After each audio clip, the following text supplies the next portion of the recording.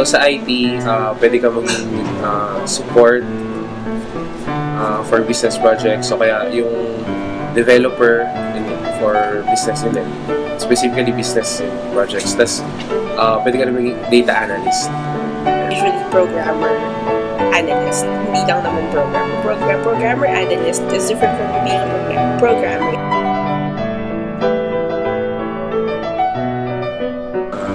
Kailangan maging OC kasi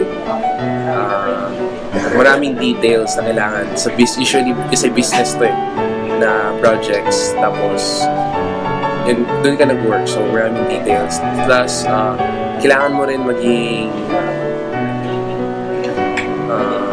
very imaginative since maraming business na may kailangan sila pero hindi nila sure yung kailangan nila. So, ikaw yung usually mag-give ng mga ideas for them. So, yun.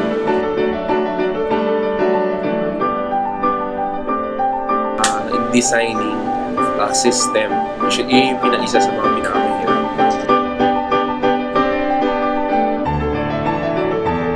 Detailed person kayo and mag-focus kayo in stuff and mahilig din kayo mag-explore, especially in computers.